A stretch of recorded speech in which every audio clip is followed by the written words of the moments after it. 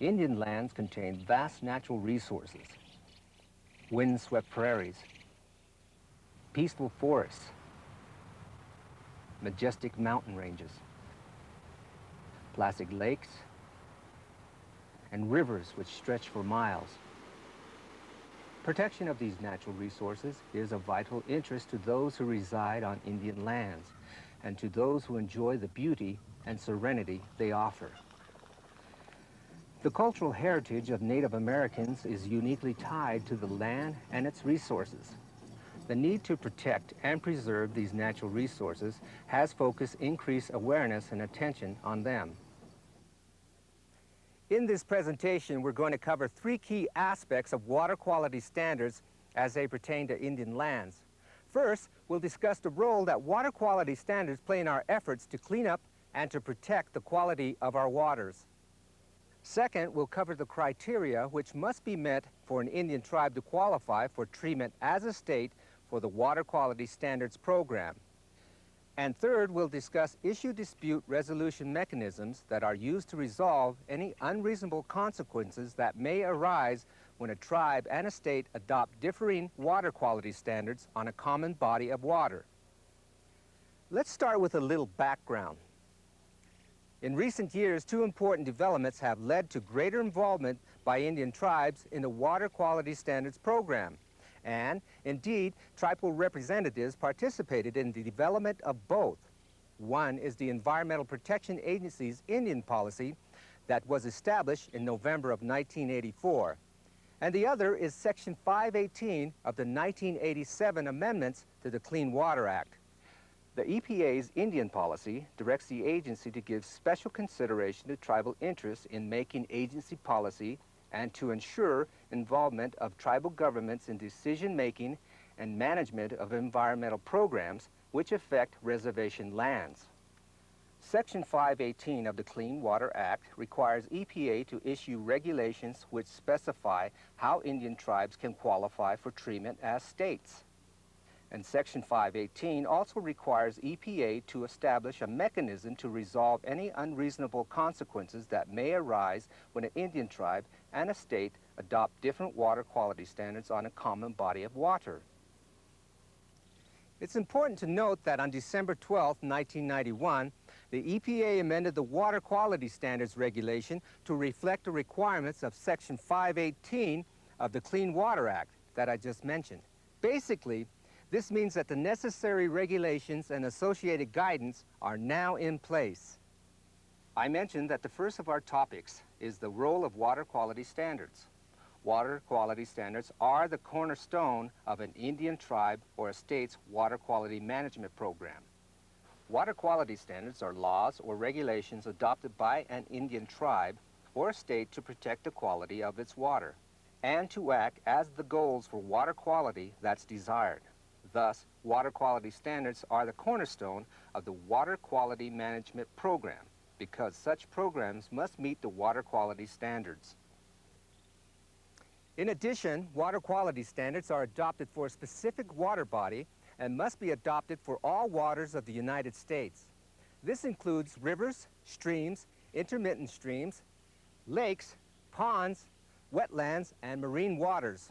In setting water quality standards, an Indian tribe or state designates uses for each water body and adopts water quality criteria to protect the designated uses. Typical uses for the water body include propagation and protection of fish and wildlife, public water supplies, recreation, including boating and swimming, agricultural and industrial uses, and navigation.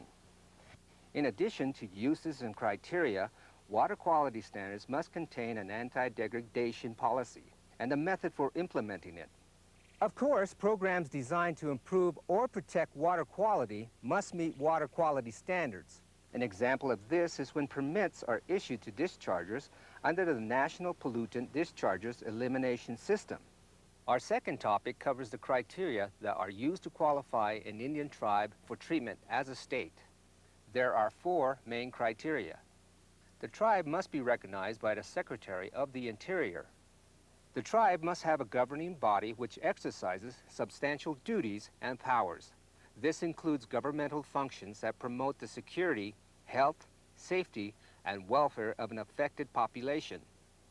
The Water Quality Standards Program to be administered by the Indian tribe must include management and protection of the water resources within the borders of the Indian reservation. And the Indian tribe is expected to be reasonably capable of implementing an effective water quality standards program. This means that the tribe must have the necessary management and technical skills to implement a program or must submit a plan for acquiring those skills. Let's talk about who reviews a tribal application and how the final determination is made as to whether the tribe meets the criteria to qualify for treatment as a state. Here's how the process works. An Indian tribe submits an application for treatment as a state to the appropriate regional EPA administrator, who will notify all neighboring governmental entities that the application has been received. Although EPA considers the comments from other governmental entities, EPA makes an independent evaluation of the tribe's application. The regional administrator evaluates the application, considers all comments from neighboring entities, and makes a determination. If the regional administrator determines that a tribe has demonstrated authority with respect to a specific area, the tribe will be granted authority to assume the Water Quality Standards Program for the area where the authority is certain. Prompt written notification will be provided to the tribe. But what happens in those situations where a tribe cannot demonstrate authority over an area? Well, the tribe would not assume authority for the Water Quality Standards Program for that area. However, in those situations, EPA will work with tribal representatives to assure that the application for authority and the tribal program are complete, so that tribal recognition as a state may be granted. The EPA also works with tribes to develop the necessary management and technical skills required to develop and implement water quality standards.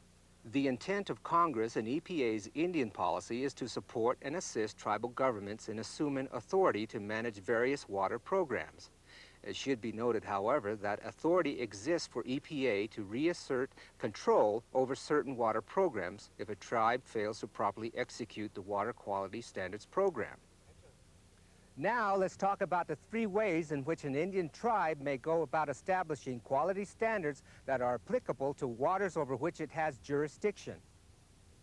The tribe may negotiate a cooperative agreement with an adjoining state to apply that state's water quality standards to Indian lands. The cooperative agreement can include any provision agreed upon by the two parties. The tribe may incorporate the adjacent state's water quality standards as the tribe's own, with or without modifications. Or, third, the tribe may develop and adopt water quality standards of its own to account for unique tribal uses and needs. It is important to keep in mind that under the provisions of the Clean Water Act and the Water Quality Standards Regulation issued on November 8, 1983, that Indian tribes must develop, review, adopt, and implement water quality standards in the same manner as states.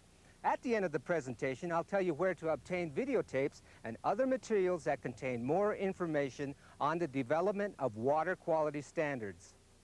It's important to note that the EPA prefers that Indian tribes qualify for the Water Quality Standards Program and adopt standards that comply with the requirements of the Clean Water Act. However, there is no statutory requirement that an Indian tribe must apply for treatment as a state for the Water Quality Standards Program, nor is there a time limit by which applications must be submitted for such treatment. In cases where EPA finds it necessary, the EPA may promulgate federal standards. Such a case may occur if the administrator of EPA believes that water quality standards are critical to protect a water body and a tribe is not developing standards and has not applied for treatment as a state. However, EPA promulgates federal standards only as a last resort and does so with tribal involvement. Now, let's go on to our third main topic, which addresses the dispute resolution mechanisms. Basically, the question here is, what happens if a tribe and a state have adopted different standards on the same body of water, such as a lake?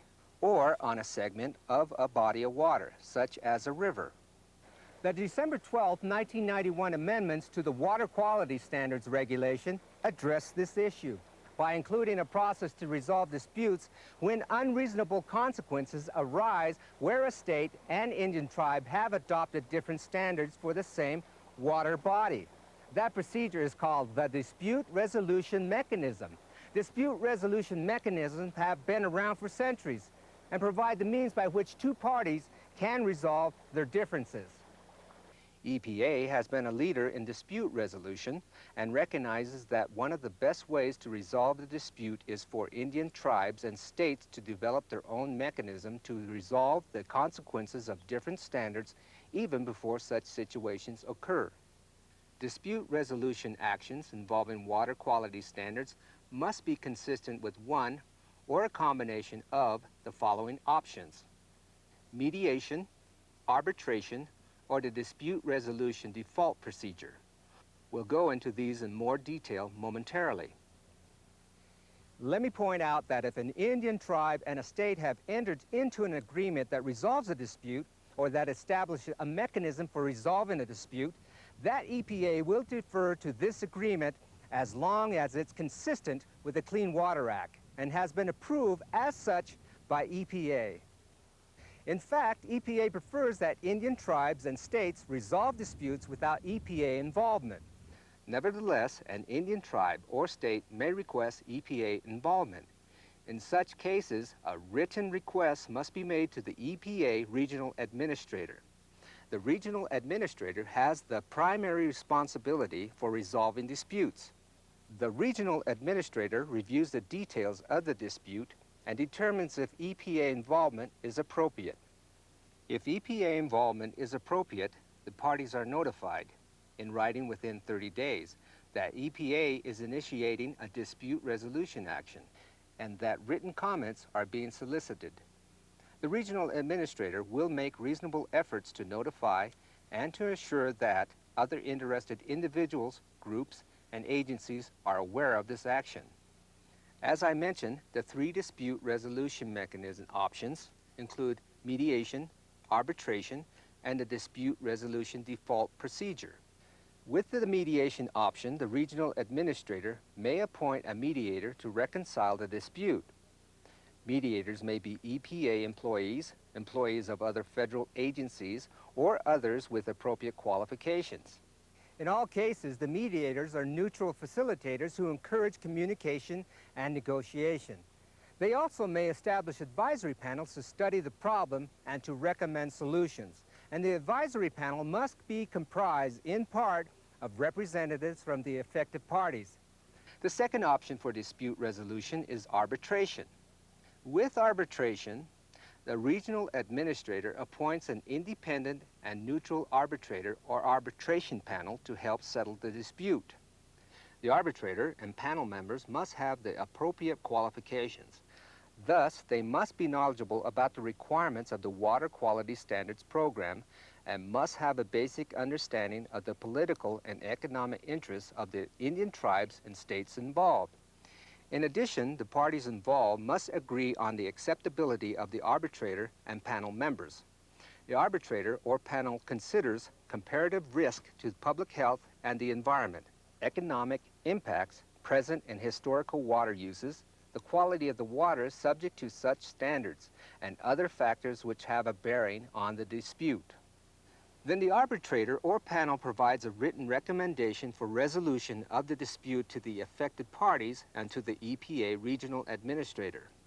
The parties to a dispute are not obligated to accept and follow the recommendations unless they voluntarily enter into a binding agreement to do so. In addition, if a party to the dispute believes that the arbitrator or panel has recommended an action which is contrary to or inconsistent with the Clean Water Act, that party may, in writing, appeal the arbitrator's recommendation to the regional administrator.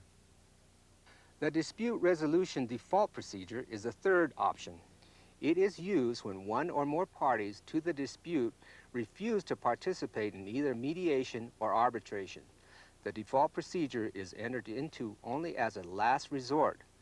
Should this occur, the regional administrator may appoint a single official or panel to review available information related to the dispute and to issue a written recommendation to resolve it.